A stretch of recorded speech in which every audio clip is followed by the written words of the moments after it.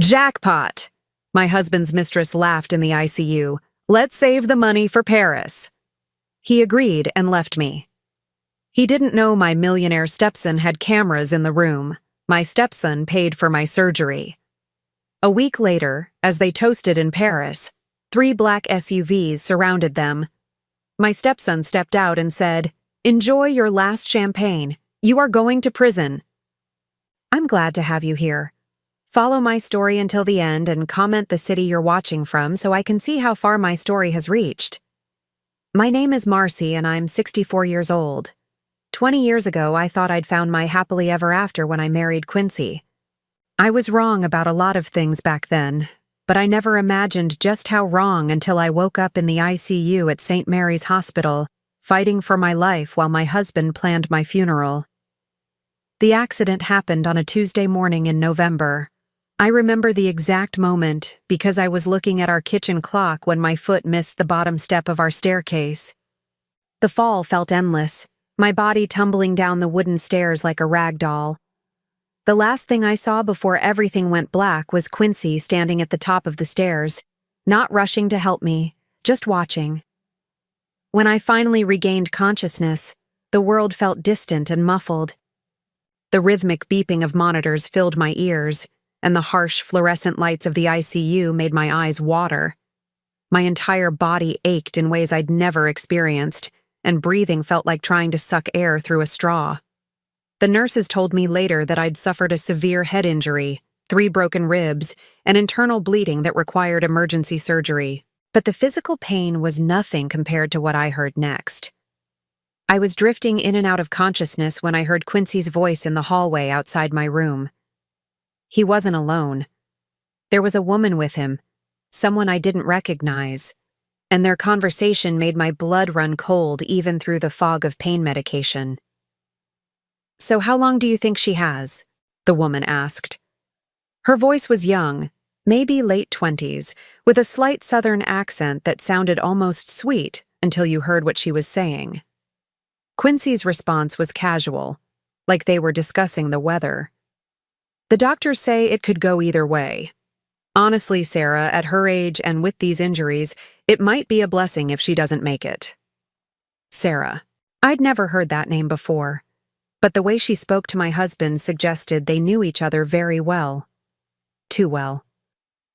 "Poor thing," Sarah continued, but there wasn't an ounce of sympathy in her voice. "Still, it's probably for the best. I mean, what kind of life would she have anyway? And think about the medical bills. Those life support machines must cost a fortune." I wanted to scream, to sit up and demand to know who this woman was and why she was talking about me like I was already dead.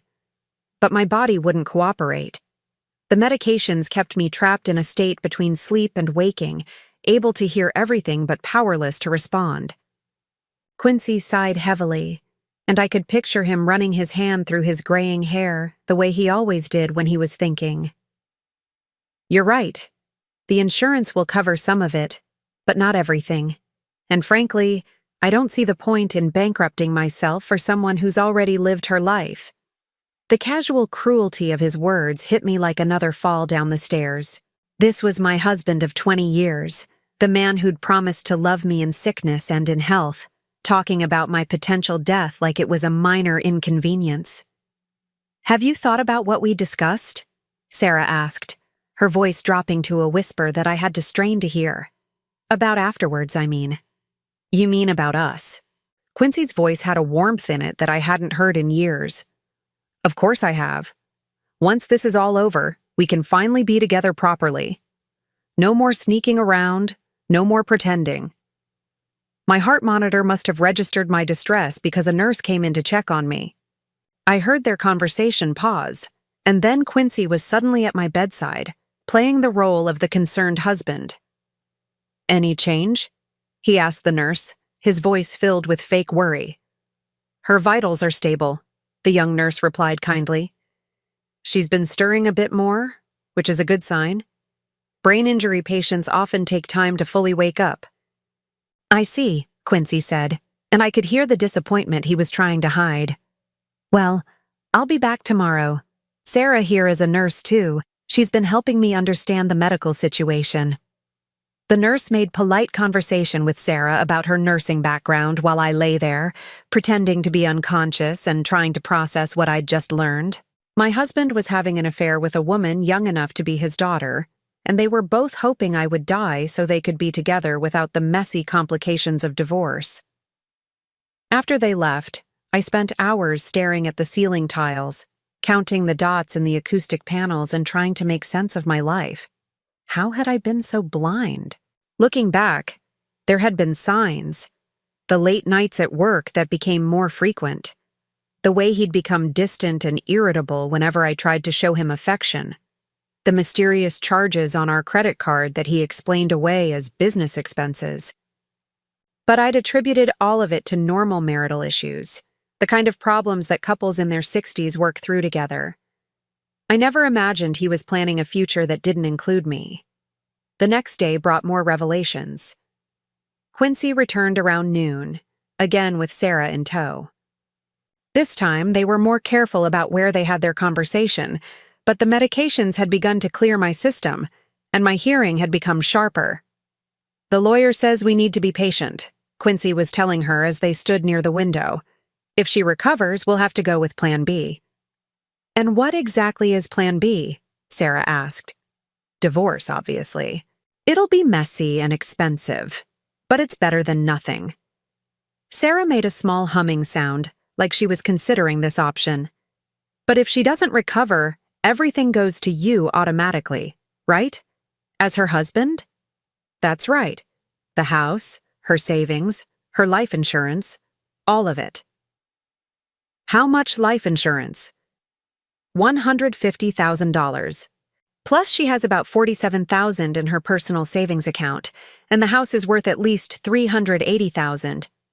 I felt sick listening to them calculate my worth like I was a piece of property they were appraising. These weren't the musings of grieving relatives trying to handle practical matters. This was cold, calculated planning by people who saw my potential death as a financial opportunity. "You know," Sarah said thoughtfully, "maybe we shouldn't be so quick to hope for a recovery. I mean, the medical bills alone could eat up a significant portion of that money." Quincy was quiet for a moment. "What are you suggesting?" "I'm just saying that sometimes when someone has been through this kind of trauma, complications can arise. Infections, blood clots, that sort of thing. Natural complications that no one could have prevented." The implication in her words made my skin crawl. Sarah wasn't just hoping for my death. She was suggesting they might help it along. And Quincy wasn't immediately shutting down the idea. "Sarah," he said finally, his voice cautious, "we need to be very careful here. The last thing we want is to raise suspicions." "Of course," she agreed quickly. "I'm just thinking out loud. But you know I have access to this floor. I could keep an eye on things, make sure she's getting the best possible care." The way she emphasized best possible care made it clear she meant the opposite. As they continued their conversation, planning my demise with the casual efficiency of people discussing weekend plans, I made a decision. If I survived this, I was going to make sure they paid for what they were doing. I didn't know how yet, but I would find a way. What they didn't know was that I had someone in my corner, someone they'd completely forgotten about in their calculations. My stepson Donovan had been traveling for business when my accident happened, but he was due back any day. Donovan was 40 years old, successful, and more importantly, he actually cared about me. When Quincy and I got married 20 years ago, Donovan was just 20, angry about his father's new relationship and resentful of my presence in their lives. But over the years, we'd built a real relationship. I'd been there for him during his difficult college years, his early career struggles, and his divorce 3 years ago. Unlike his father, Donovan had grown into a man of integrity and loyalty. If anyone would see through Quincy's act, it would be him. I just had to stay alive long enough for him to get here. That evening, alone in my room with only the steady beeping of monitors for company, I heard Quincy on his cell phone in the hallway. He was talking to someone about canceling our upcoming anniversary cruise, telling them that his wife was in the hospital and might not make it. Yes, It's very tragic, he was saying, but his tone suggested he found it anything but tragic. We were so looking forward to that trip to Paris we had planned for next month. Sarah and I were going to celebrate well, it would have been our unofficial honeymoon, if you know what I mean. Paris. They'd been planning to use our anniversary money to take their romantic getaway. The cruise we'd booked months ago, the one I'd been so excited about, was never meant for us at all. It was meant for Quincy and his mistress. As I lay there in the darkness, listening to my husband plan his future with another woman while I fought for my life, I felt something shift inside me. The love I'd carried for 20 years, the loyalty that had blinded me to his true nature, began to calcify into something harder and colder. They thought I was helpless, lying here unconscious and dying. They thought they could plan their crimes right outside my door without consequence. But they were wrong about that too. I was very much awake, and I was listening to every word. The third day in the ICU brought a clarity I hadn't experienced since the accident. The pain medications were being reduced, and my mind felt sharper, more alert to every sound and conversation around me. I'd learned to control my breathing and heart rate, keeping my body perfectly still whenever Quincy and Sarah entered my room. As far as they knew, I was still unconscious, hovering between life and death. That morning, they arrived earlier than usual, around 9 o'clock. Sarah was carrying a small leather portfolio, and she seemed more businesslike than before. She was an attractive woman, I had to admit, with auburn hair and the kind of figure that comes from regular gym sessions. Everything about her screamed youthful vitality, the complete opposite of a 64-year-old woman lying broken in a hospital bed. "I've been thinking about our conversation yesterday," Sarah said as she set her portfolio on the small table beside my bed. "And I think we might be approaching this all wrong." Quincy moved closer to the window, checking to make sure the door was closed. "What do you mean?" "I mean, why should we leave anything to chance? Why should we sit here hoping for natural complications when we could be more proactive?" My blood chilled at her words, but I forced myself to remain perfectly still, keeping my breathing steady and my eyes closed. "Sarah," Quincy said, his voice dropping to barely above a whisper, "are you suggesting what I think you're suggesting?" "I'm suggesting that accidents happen in hospitals all the time," she replied calmly. "Medication errors, equipment malfunctions, sudden deteriorations. With my access to this floor and my medical knowledge, it would be very easy to ensure that Marcy doesn't suffer unnecessarily." The casual way she discussed murdering me while standing 3 feet from my bed was so surreal that for a moment I wondered if I was having a nightmare induced by the pain medications. But the steady beep of my heart monitor and the antiseptic smell of the hospital room confirmed that this was horribly, frighteningly real. Quincy was quiet for a long moment. When he finally spoke, his voice had a quality I'd never heard before, cold and calculating. "What exactly are you proposing?" Sarah opened her portfolio and pulled out what sounded like medical charts. "I've been reviewing her case with Dr. Martinez.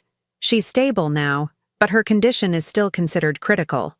A sudden infection, a problem with her medication, even something as simple as a dislodged breathing tube could cause complications that would be very difficult to reverse. And you could make that happen? I could ensure that if such complications arose, they wouldn't be caught in time to prevent them from becoming fatal." I had to concentrate every ounce of my willpower to keep from reacting. This woman, this nurse who was supposed to heal and protect patients, was calmly planning my murder. And my husband, the man I'd loved and trusted for 20 years, was listening with interest rather than horror. "How would we explain your presence on this floor?" Quincy asked. "I mean, if there are questions later?" "That's the beauty of it," Sarah said, and I could hear the smile in her voice. "I'm already here as your emotional support. I'm a nurse, and you're a distraught husband who needs professional guidance to understand his wife's condition. No one would question my involvement." "And afterwards?" "Afterwards, we grieve appropriately. You play the devastated widower, I'm the compassionate nurse who helped you through the worst time of your life. After a respectable period, we develop a relationship based on shared trauma and understanding. She had it all planned out, down to the fictional love story they'd tell people about how they met. I wondered how many times she'd done this before, how many other wives had died under mysterious circumstances while their husbands found comfort with the helpful nurse Sarah. Quincy moved away from the window and came to stand beside my bed. I could feel his presence, could smell the cologne I'd bought him last Christmas. You really think this could work? I know it could work, Sarah replied confidently. But we need to move quickly.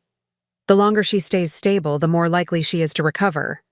And recovery would complicate everything. When? The single word was barely audible, but it hit me like a physical blow. Tonight. The night shift has fewer people, less supervision. I can arrange to be here checking on her progress, and if something unfortunate happens during my visit, well, these things occur. Sometimes patients just take a turn for the worse. They stood there in silence for what felt like hours, but was probably only a few minutes. I could hear the sounds of the hospital around us, the distant conversations of nurses, the rolling wheels of gurneys, the normal sounds of a place where people came to heal.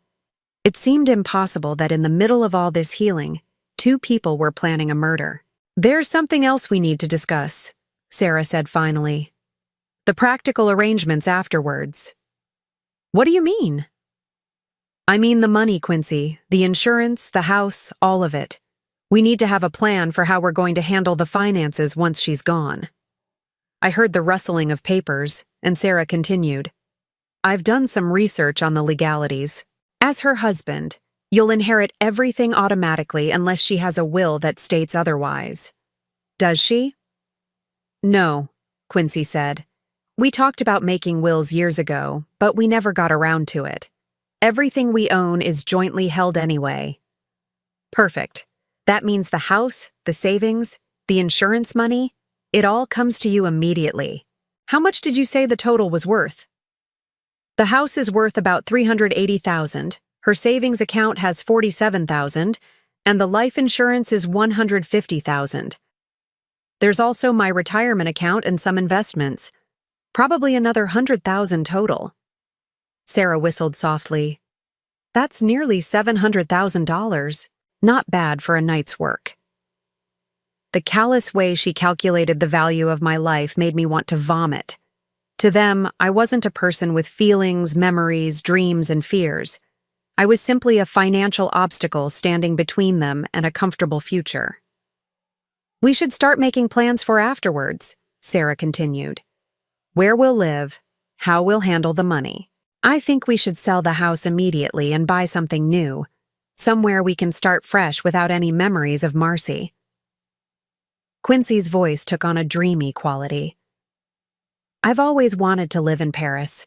With this kind of money, we could buy a nice apartment there, maybe near the Seine. Paris, Sarah repeated, and I could hear the excitement in her voice. I love it. We could be there by Christmas, starting our new life together. They began to discuss their future plans with the enthusiasm of newlyweds planning their dream home, completely oblivious to the fact that their dream was built on my grave. They talked about cafes and museums, about learning French together, about the romantic apartment they'd rent while they looked for the perfect place to buy. You know what we should do? Sarah said suddenly. We should book that trip to Paris right now, for next month. It'll give us something to look forward to, and it'll help sell the story that you need to get away after the tragedy. That's brilliant, Quincy agreed. A grieving widower taking a trip to heal and process his loss with the compassionate nurse who helped him through the darkest time of his life. I heard Sarah typing on what must have been her phone. I'm looking at flights now. There's a beautiful boutique hotel in the Marais district that would be perfect. Very romantic, very private. Book it, Quincy said without hesitation. Book it for 3 weeks from now. By then, everything will be settled, and we can start our real life together. As they made their travel arrangements, discussing restaurants they wanted to try and sights they wanted to see, I felt a strange sense of detachment from my own body. It was as if I was floating above the scene, watching these two people plan their future while the woman they intended to murder lay helpless beside them. But I wasn't helpless. Not entirely. My mind was working, planning, calculating just like theirs. I knew that Donovan was supposed to return from his business trip tomorrow. I knew that he would come straight to the hospital when he landed. And I knew that unlike his father, Donovan would see through any performance Quincy and Sarah might put on. I just had to survive the next 24 hours. I should go, Sarah said finally. I need to review the medical protocols for tonight and make sure everything is in place. When will I see you again? Quincy asked, and there was an intimacy in his voice that made my stomach turn. Tonight, around midnight. I'll be here for her final checkup. Final checkup. The euphemism was so casual, so professional sounding, that it took a moment for the full weight of it to hit me. They were planning to kill me in just a few hours. After they left, I lay in the growing darkness of my hospital room, listening to the sounds of the evening shift taking over. Nurses chatted quietly in the hallway. Doctors made their rounds, and somewhere in the distance, a television played the evening news. I thought about my life, about the 20 years I'd spent with Quincy, about all the small moments and shared experiences that I'd believed were building towards something lasting. Our wedding day, when he'd cried as I walked down the aisle. The way he used to bring me coffee in bed on Sunday mornings. The trips we'd taken together, the friends we'd made, the life we'd built. Had any of it been real? Or had I been living in a fantasy while he planned my eventual demise? But then I thought about Donovan, about the relationship we'd built over the years, about how he'd grown from a resentful teenager into a man I was genuinely proud of. He would be here tomorrow, and when he arrived, everything would change. I just had to make sure I was still alive when he got here. I'd been staring at the ceiling tiles for what felt like an eternity, counting the small holes in the acoustic panels and trying to keep my mind focused on anything except the fact that Sarah would return at midnight to end my life. The clock on the wall showed 11:37 when I heard footsteps in the hallway that I recognized immediately. Donovan. He was back earlier than expected, and the familiar sound of his confident stride filled me with a relief so profound that I had to fight back tears. Even through my closed eyelids, I could sense when he entered the room, bringing with him the faint scent of expensive cologne and the energy of someone who'd just stepped off a long flight. Jesus Christ, he whispered, and I could hear the genuine distress in his voice as he took in my condition. What the hell happened to you, Marcy? I wanted so desperately to open my eyes, to tell him everything I'd overheard, to warn him about what was coming. But I knew that Quincy could return at any moment, and I needed Donovan to see the truth for himself without any interference from me. He pulled a chair close to my bed and sat down heavily. I could feel his presence beside me, solid and reassuring in a way that Quincy's had never been. Even before I learned the truth about him, I got Dad's message about the accident, Donovan said quietly, apparently talking to my unconscious form. But he made it sound like you just took a tumble down the stairs. This looks like so much more than that. He was right, of course. The extent of my injuries suggested a much more serious fall than the simple slip Quincy had described to people. But Donovan had always been observant, always willing to ask the hard questions that others avoided. I heard him pull out his phone and dial a number. Dr. Martinez, this is Donovan Richards, Marcy's stepson. I just arrived and I'd like to discuss her condition. Yes, I know it's late, but I flew in from Singapore as soon as I heard. Thank you. While he waited for the doctor, Donovan began moving around my room, and I could hear him examining things with the methodical precision that had made him successful in business. He was looking at my chart, checking the monitors, asking questions that a casual visitor wouldn't think to ask. Dr. Martinez arrived 15 minutes later, a kind man in his 50s who'd been treating me since the accident. I'd heard his voice several times over the past few days, always professional but genuinely caring. Mr. Richards, the doctor said as he entered the room. "I'm glad you're here. Your stepmother's injuries are quite serious." "Can you walk me through exactly what happened?" Donovan asked. "My father said she fell down the stairs, but looking at her injuries, this seems like more than a simple fall." I could hear Dr. Martinez flipping through pages of my chart. "The pattern of injuries is consistent with a fall down a full flight of stairs. She has a severe concussion, 3 broken ribs, internal bleeding that required emergency surgery, and significant bruising. What's unusual is the nature of some of the trauma." "Unusual how?" "Well, typically in a fall like this, we see injuries concentrated on one side of the body, the side that hits the stairs.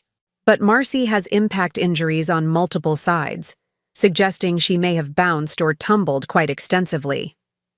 "Or was pushed," Donovan said quietly. The doctor paused. "I'm not qualified to make that determination, but I will say that the injury pattern raised some questions for me as well." They talked for several more minutes about my condition, my prognosis, and the treatment plan. Dr. Martinez was cautiously optimistic that I would recover fully, given time and proper care. But he also mentioned that patients in my condition were vulnerable to complications, especially infections or medication errors. After the doctor left, Donovan returned to his chair beside my bed. I could sense that he was thinking, processing what he'd learned, and probably beginning to form the same suspicions that would have occurred to any intelligent person looking at the situation objectively. "Marcy," he said softly, "I don't know if you can hear me, but if you can, I want you to know that something doesn't feel right about this whole situation. Dad's been acting strange, evasive when I ask questions about what happened. And there's something else." He paused, and I heard him moving around again, this time near the window. "I had security cameras installed at the house last month," he continued. "Dad doesn't know about them. I was worried about break-ins in the neighborhood, and I thought it would be good to have some protection for you both while I was traveling." Security cameras. My heart rate spiked with excitement, but I forced myself to remain still. If Donovan had cameras at the house, they might have recorded what really happened when I fell down the stairs. "I'm going to review the footage tomorrow," he said. "I need to see exactly what happened that morning." At that moment, I heard voices in the hallway. Quincy was returning, and he wasn't alone. Sarah was with him, probably arriving for her midnight shift and my planned murder. "Donovan?" Quincy's voice carried a note of surprise as he entered the room. "I thought you weren't getting back until tomorrow." "I caught an earlier flight," Donovan replied, and I could hear the coolness in his tone. "I wanted to be here." Of course," Quincy said, but he sounded nervous. "Any change in her condition?" "Dr. Martinez says she's stable but still critical. He mentioned that patients in her condition are vulnerable to complications." "Yes, well, that's why we have such excellent medical staff taking care of her," Quincy said. "This is Sarah, by the way. She's a nurse here, and she's been helping me understand Marcy's condition." I could feel the tension in the room ratchet up several degrees. Here was Sarah, prepared to commit murder, suddenly faced with an unexpected witness. And here was Donovan, already suspicious about my accident, now meeting the woman who planned to kill me. "Sarah?" Donovan said politely, but I could hear the assessment in his voice. "How long have you been caring for Marcy?" "Oh, I'm not directly assigned to her case," Sarah replied smoothly. "I work on this floor, and I've been helping your father understand the medical terminology and procedures. It can be very overwhelming for family members." "I'm sure it can be," Donovan agreed. "It's fortunate that Dad has found such dedicated support during this difficult time." There was something in the way he said it that made me think he was already picking up on the dynamics between Quincy and Sarah. Donovan had always been good at reading people, at sensing when things weren't quite what they seemed. "Well," Sarah said after an awkward pause, "I should check on my other patients. Mr. Richards, it was nice meeting you." "Likewise," Donovan replied. "I'm sure I'll see you around during visiting hours." After Sarah left, Quincy attempted to make small talk with his son, but the conversation felt forced and artificial. Donovan asked pointed questions about the morning of my accident, about what Quincy had seen, about whether I'd seemed unsteady or dizzy in the days leading up to the fall. Quincy's answers were vague and inconsistent, and I could tell that Donovan was filing away every contradiction for later analysis. "I think I'm going to stay here tonight," Donovan announced around midnight. "I want to be close by in case there's any change in her condition." "That's really not necessary," Quincy said quickly. "The hospital staff is excellent, and there's nothing you can do here that they can't do better." "I know, but I'd feel better staying. You look exhausted, Dad. Why don't you go home and get some proper sleep? I'll call you if anything changes." I could practically feel Quincy's panic. If Donovan stayed, Sarah wouldn't be able to carry out her plan, but he couldn't argue too strongly without seeming suspicious. "Are you sure?" Quincy asked weakly. "Positive. I'll take good care of her." After Quincy reluctantly left, Donovan settled into the chair beside my bed for what he clearly intended to be a long night's vigil. Around 12:30, I heard him on the phone, speaking in low tones to someone about increasing security at the house and reviewing camera footage as soon as possible. Around 1 in the morning, Sarah appeared in my doorway. I could sense her hesitation when she saw Donovan sitting alertly beside my bed. "Oh," she said. "I didn't realize anyone was still here." "I decided to stay the night," Donovan replied pleasantly.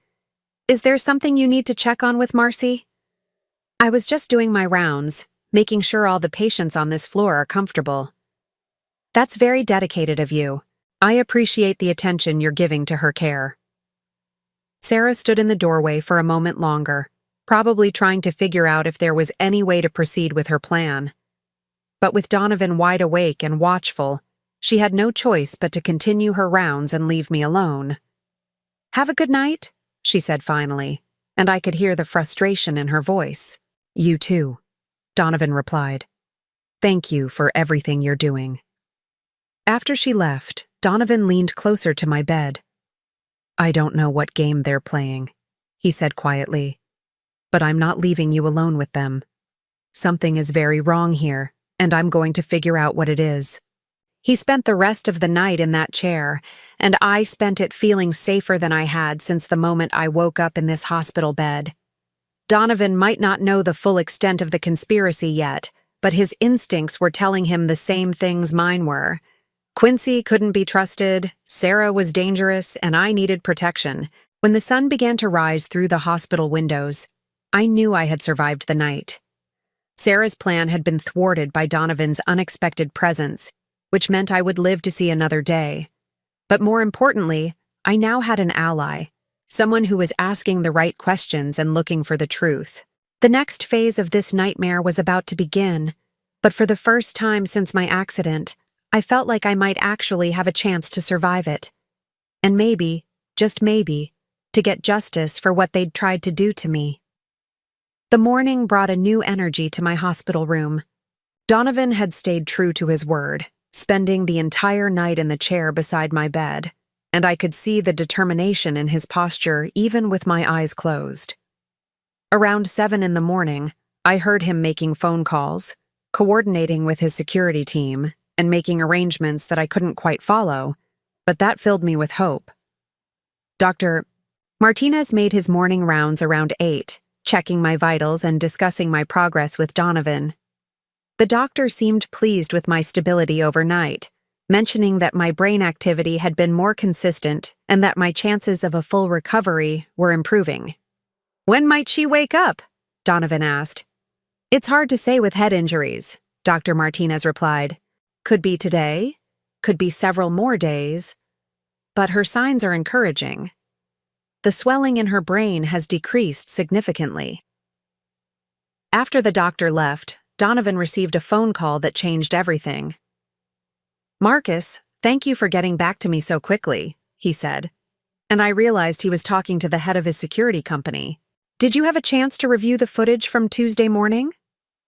There was a long pause as Donovan listened to whatever Marcus was telling him. I could hear his breathing change, becoming sharper and more focused. "Are you absolutely certain?" he asked. The footage is clear enough to see exactly what happened? Another pause, longer this time. Jesus, Donovan whispered. Send me the file immediately. And Marcus, I want you to make copies and store them in multiple locations. This is evidence in what might become a criminal case. My heart was pounding so hard I was afraid the monitors would give me away. The security cameras had captured something, and from Donovan's reaction, it wasn't the accidental fall that Quincy had described to everyone. One more thing, Donovan continued. I want comprehensive background checks on Sarah Chen. She's a nurse here at the hospital. I want to know everything about her employment history, her personal life, any connections she might have to similar cases, and I want it today. Sarah Chen. Now I had a full name for the woman who'd planned my murder. After he ended the call, Donovan pulled out his laptop and spent the next hour reviewing something that clearly disturbed him deeply.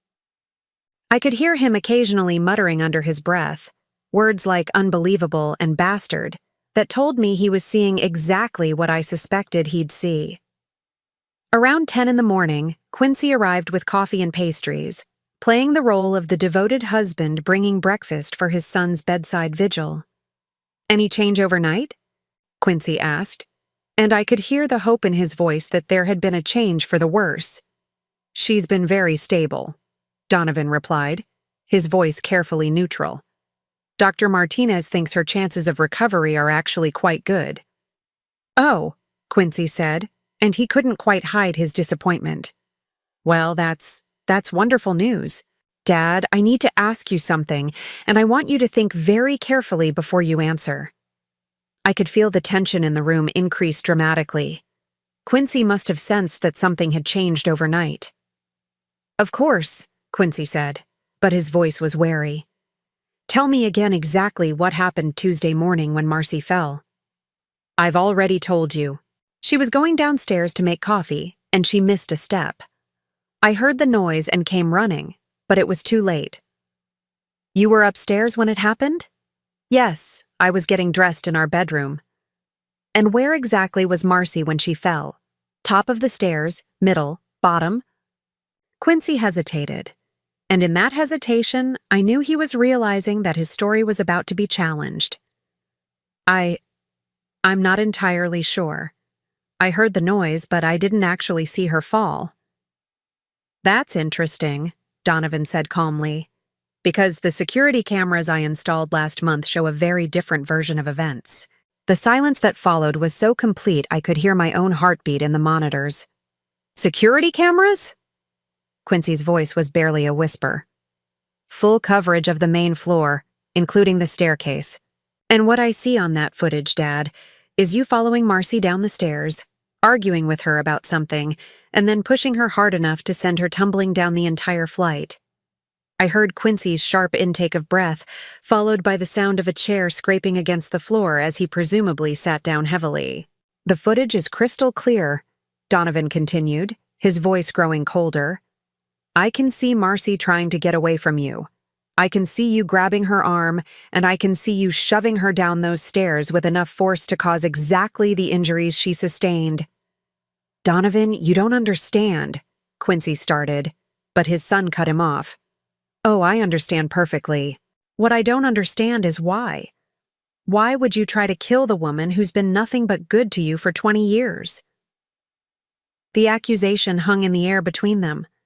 I wanted to applaud Donovan for his directness, for refusing to let his father make excuses or deflect blame. It's not what it looks like, Quincy said weakly. Really? Because what it looks like is attempted murder. And what it feels like is that I need to call the police right now.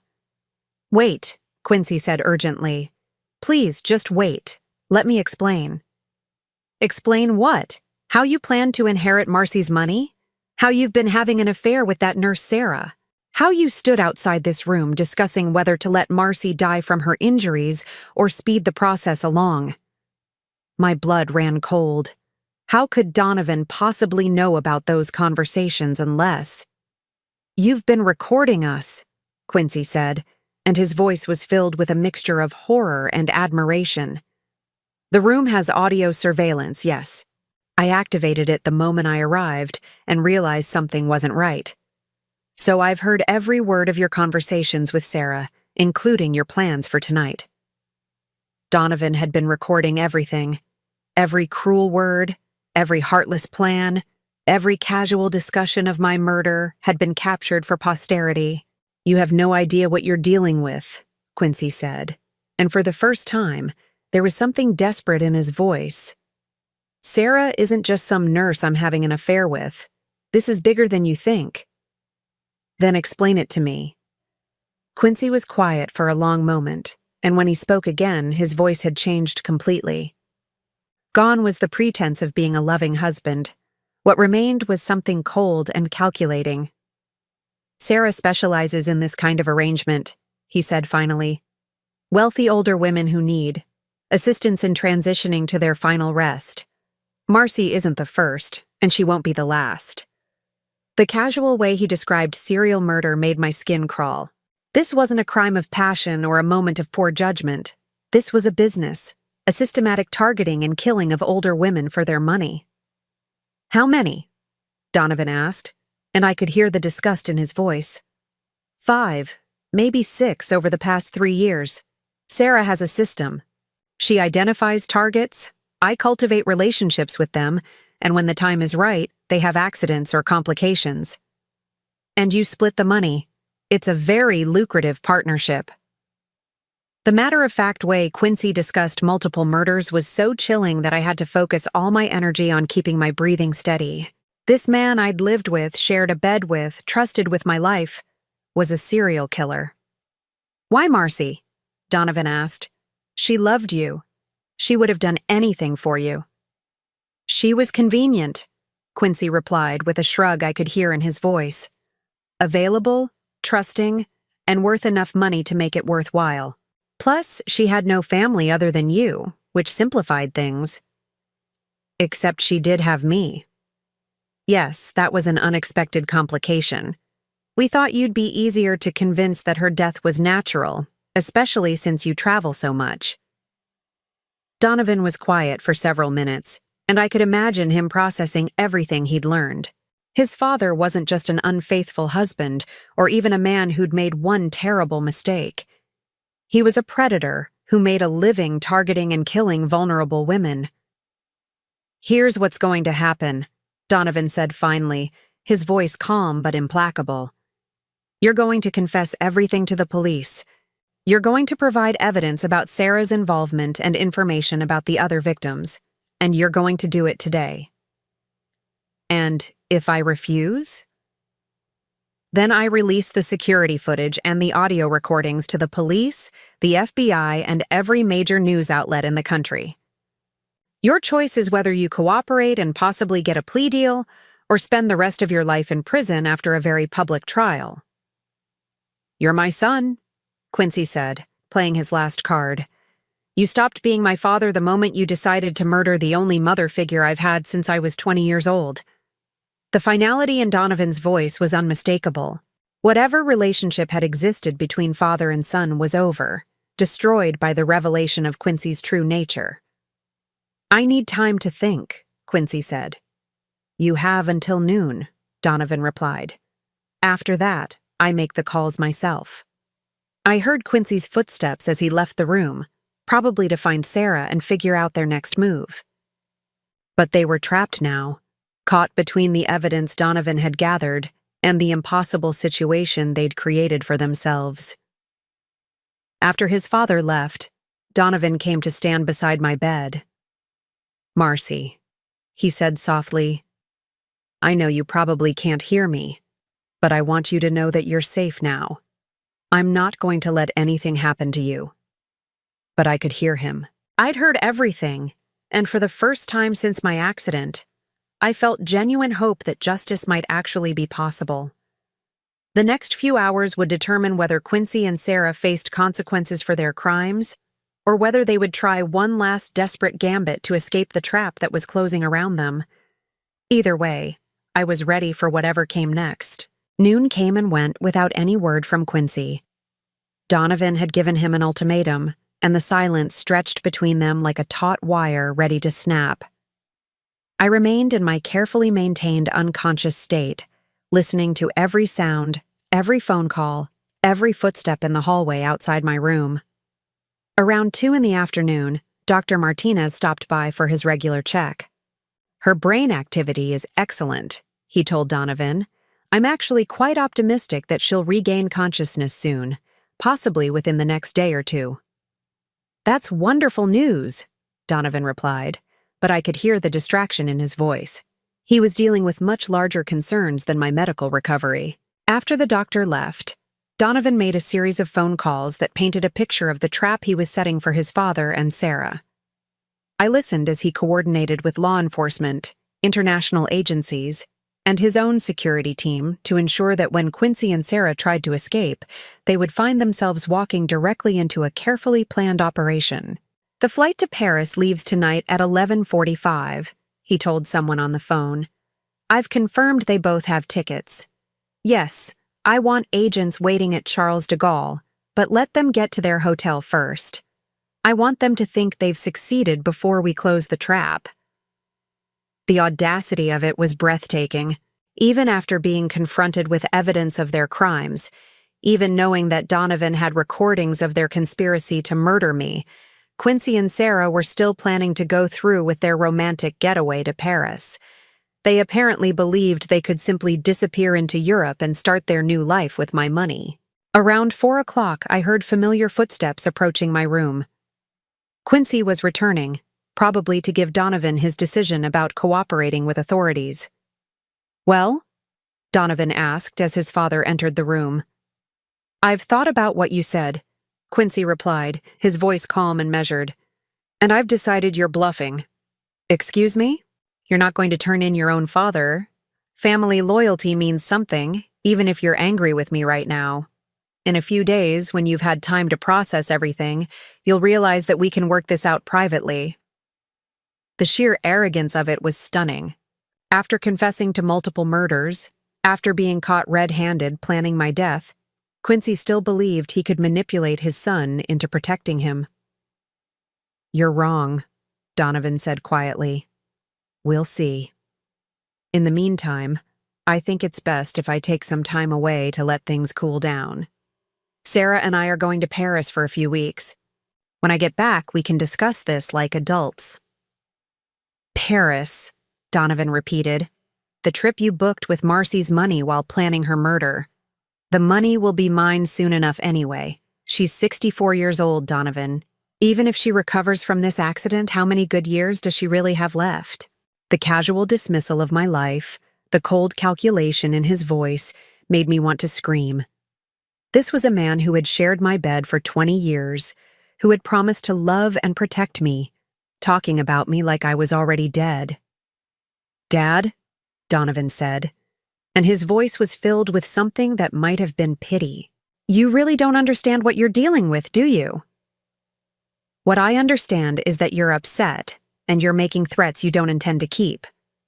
But I'm still your father, and when push comes to shove, blood is thicker than water." "You're right about one thing," Donovan replied. "Blood is thicker than water. But Marcy has been more of a parent to me than you ever were. She's the one who remembered my birthday, who attended my graduation, who was there when my marriage fell apart. You were always too busy with your own interests to care about mine." "That's not fair." "Fair?" Donovan's voice rose slightly. "You want to talk about fair? Is it fair that you targeted vulnerable women for murder? Is it fair that you've been planning to kill the woman who's shown me nothing but kindness and support? This is business, Donovan. It's not personal. Murder is always personal, Dad. And this particular murder became very personal the moment you decided to target my family." I heard the sound of Quincy's phone buzzing, probably a text from Sarah about their travel plans or their contingency arrangements. "I have to go," Quincy said. "Our flight leaves soon, and I still need to pack." "Have a wonderful trip," Donovan said, and there was something ominous in his tone that made me think Quincy should be very worried about what awaited him in Paris. After his father left, Donovan spent the next few hours coordinating the final details of what was clearly an international law enforcement operation. I heard him speaking with FBI agents, Interpol officers, and French authorities, all working together to ensure that Quincy and Sarah's romantic getaway became their downfall. "The hotel is under surveillance," he told someone around 8 o'clock. "They should arrive at approximately 2 in the afternoon local time tomorrow. I want them to have just enough time to get comfortable before we move in." Around midnight, my phone rang. Donovan answered it, though I hadn't realized until then that he'd been monitoring my personal calls. "Marcy's phone," he said. "Is this Donovan?" The voice was Sarah's, and she sounded nervous. "It is. Can I help you?" "I was just calling to check on Marcy's condition before I go off duty for a few days." "How thoughtful of you. She's stable, still unconscious, but the doctors are optimistic about her recovery." There was a pause. "That's wonderful news. Please let me know if there are any changes." "Oh, I will," Donovan said.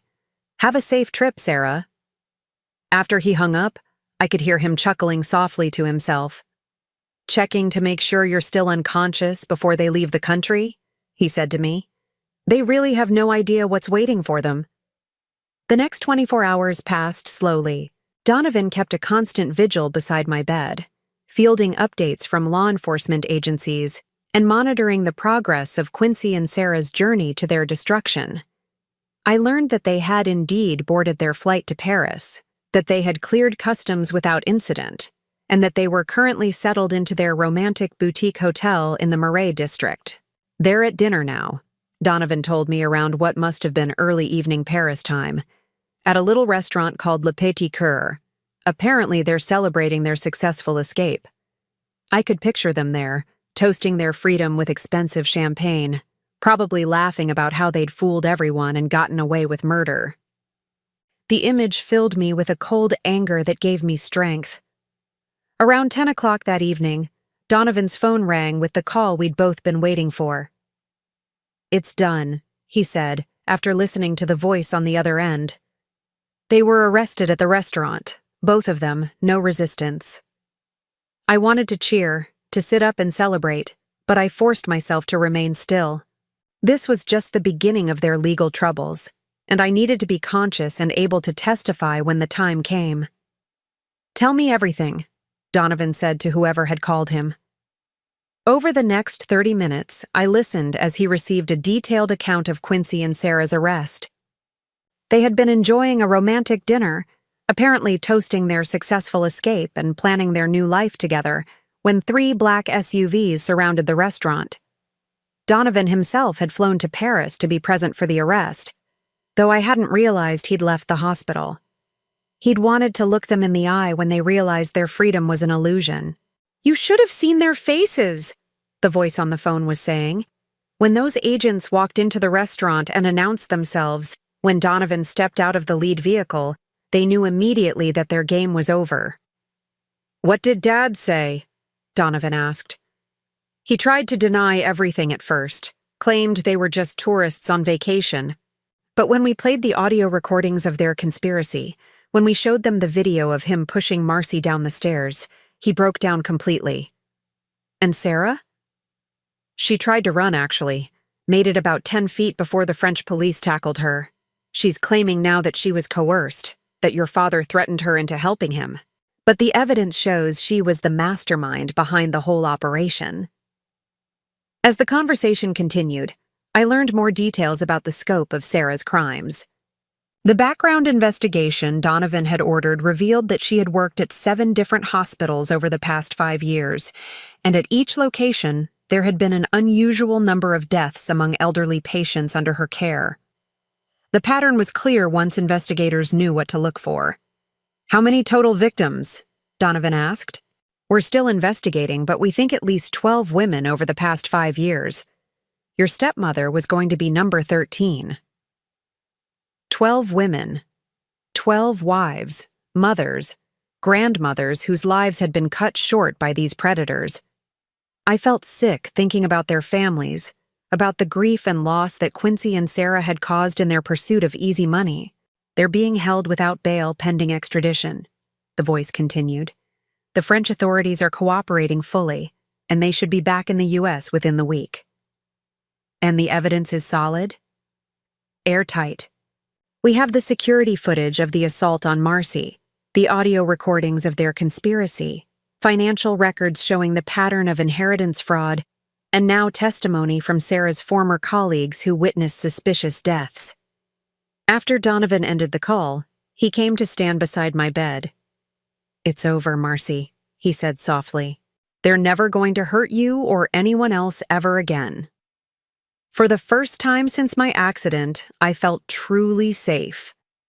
The monsters who had planned my death were in custody, facing justice for their crimes.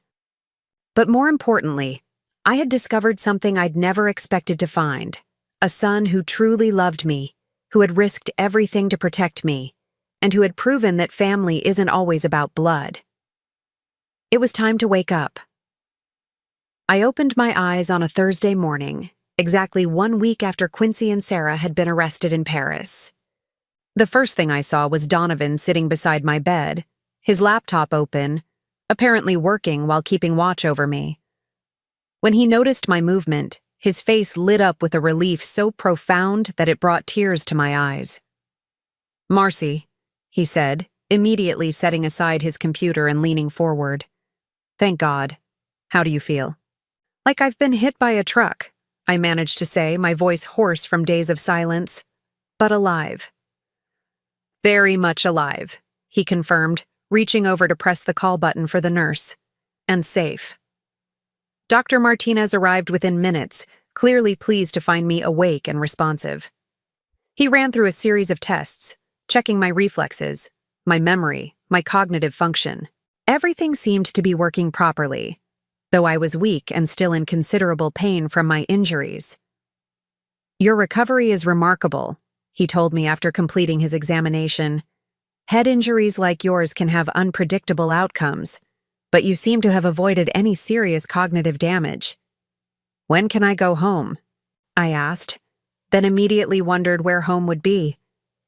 The house I'd shared with Quincy was no longer a safe haven, and I wasn't sure I could ever feel comfortable there again. "Let's take it one day at a time," Dr. Martinez replied. "You'll need physical therapy, and we want to monitor you for any complications. But if your progress continues like this, you could be discharged within the week." After he left, Donovan and I had our first real conversation since my accident. He filled in the details I'd missed while pretending to be unconscious, including the extent of the international investigation that had grown out of Sarah's arrest. "She kept records," he told me, his voice grim. "Detailed files on every victim, every method, every dollar stolen. The FBI thinks she saw herself as some kind of artist, perfecting her craft." The idea that my near murder had been treated as an art project by Sarah made my skin crawl. But it also meant that the families of her other victims would finally have answers, and hopefully some measure of justice. "What about the other cases?" I asked. 12 confirmed victims across 5 states. Sarah would get a job at a hospital, identify vulnerable patients, then either kill them herself or recruit accomplices like Dad to do the relationship side of things. She's looking at life in prison without parole. "And Quincy?"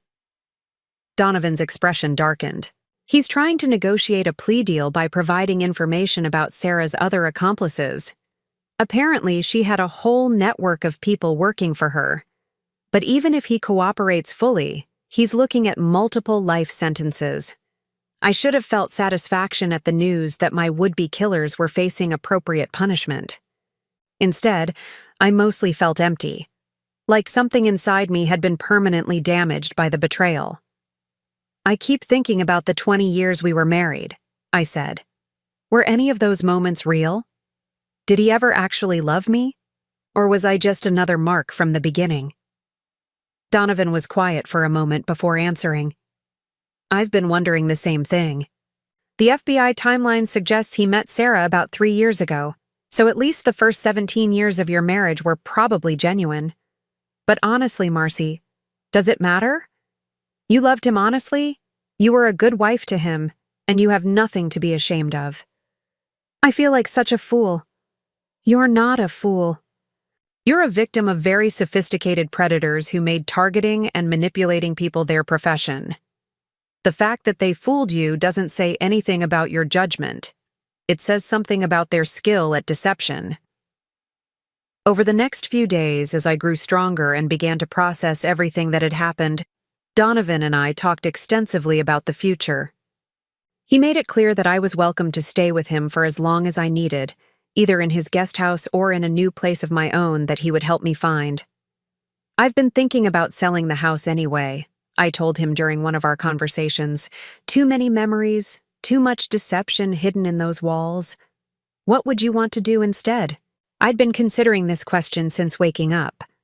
My brush with death had clarified certain things about what mattered to me and what didn't. I want to help other women like me, I said. Women who've been targeted by predators, who've been betrayed by people they trusted. The FBI said Sarah had dozens of potential victims she was researching. Those women need to be warned. They need to understand the signs to watch for. Donovan nodded approvingly. That's a wonderful idea. And you'd have credibility that other advocates might not. You survived what they're trying to protect other people from. Would you help me? I don't know anything about setting up organizations or getting funding. Of course I'll help. Whatever you need. The conversation marked a turning point for both of us. Instead of dwelling on what had been lost, we began planning for what could be built. I had survived an attempt on my life, but more importantly, I had discovered that I wasn't as alone in the world as I'd thought. 2 weeks after waking up, I was discharged from the hospital. Donovan picked me up in his car, and as we drove past the house I'd shared with Quincy, I didn't feel any sadness or nostalgia. It was just a building now, a place where a different person had lived a different life. Where are we going? I asked as he turned onto a tree-lined street I didn't recognize. I have something to show you, he said with a smile. He pulled into the driveway of a modest but charming cottage, painted yellow with white trim and surrounded by a garden that clearly received loving care. It's beautiful, I said. Whose is it? Yours if you want it, Donovan replied. I know you said you wanted your own place, and this one came on the market last week. It's fully accessible for your physical therapy, it's in a safe neighborhood, and it has a perfect home office for your advocacy work. I stared at the cottage, overwhelmed by his thoughtfulness. Donovan, I can't let you buy me a house. You're not letting me do anything. I'm choosing to do this because you're my family, and family takes care of each other. Family. The word had taken on new meaning for me over the past month. I'd learned that family wasn't necessarily the people you shared blood with, or even the people you married. Family was the people who showed up for you when things got difficult, who protected you when you couldn't protect yourself, who loved you not because they had to, but because they chose to. Besides, Donovan added with a grin, I have it on good authority that you're going to be quite wealthy once all the legal proceedings are finished. The insurance money from your marriage will revert to you since Quincy can't inherit as a convicted felon, plus there will likely be restitution from Sarah's other crimes. You'll be able to pay me back if it makes you feel better. We walked through the cottage together, and I could immediately picture myself living there. There was a sun-filled living room with built-in bookshelves, a kitchen with windows overlooking the garden, and a small study that would be perfect for the advocacy work I was planning. The current owners are an elderly couple moving to assisted living, Donovan explained as we toured the rooms. They said they'd be honored to sell to someone who would appreciate the care they've put into the place. In the master bedroom, there was a photograph on the nightstand showing the elderly couple on their wedding day, probably 50 years earlier. They looked happy and hopeful, the way I'd looked in my own wedding photos 2 decades ago. Do you think it's possible to trust again? I asked Donovan as we stood looking at that photograph. After something like this, do you think someone my age could ever believe in love again? I think trust is like physical therapy, he replied thoughtfully. It takes time, it takes effort, and it probably hurts sometimes. But I also think you're stronger than you know, And I don't think what Quincy and Sarah did to you defines what's possible for the rest of your life. 3 months later, I was settled into my cottage and had begun the work of establishing the foundation that would become my new purpose. We called it the Margaret Foundation, named after one of Sarah's first victims whose case had particularly moved me. Our mission was to educate older women about the warning signs of predatory relationships and to provide resources for those who found themselves in dangerous situations. Donovan had been right about the financial settlements. Between the insurance money, the restitution from Sarah's conviction, and the sale of the house I'd shared with Quincy, I had more than enough money to fund the foundation's initial operations and to live comfortably for the rest of my life. But more importantly, I had purpose again. Every week brought new stories from women who'd recognized the warning signs in their own relationships thanks to our educational materials. Every month brought successful interventions where potential victims had been warned away from dangerous situations. On a warm evening in late summer, I was sitting in my garden reading case files when Donovan stopped by with takeout from our favorite Thai restaurant. This had become our weekly tradition, sharing dinner and talking about our respective work. I got a call today from the prosecutor in Sarah's case. He told me as we sat eating pad thai on my patio. She was sentenced to 12 consecutive life sentences without the possibility of parole. And Quincy? 8 life sentences. His cooperation with the investigation earned him a slightly lesser sentence, but he'll never see the outside of a prison again. I nodded, feeling a sense of closure that I hadn't expected. For months, part of me had been waiting for the other shoe to drop, for some new revelation or legal complication that would threaten the peace I'd found.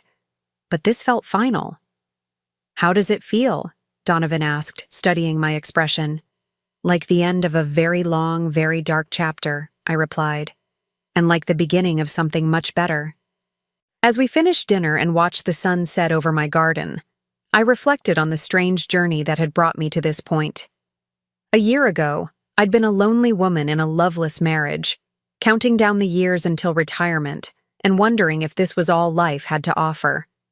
Now I was 65 years old, running a foundation that was making a real difference in people's lives, living in a home I loved, and surrounded by a family I'd chosen and who'd chosen me in return. The attempt on my life had been meant to end my story. Instead, it had given me the chance to write a completely new one. And this new story, I realized as I watched Donovan help me clear the dinner dishes with the easy familiarity of true family, was going to be much better than anything I could have imagined. Now I'm curious about you who listened to my story. What would you do if you were in my place? Have you ever been through something similar? Comment below.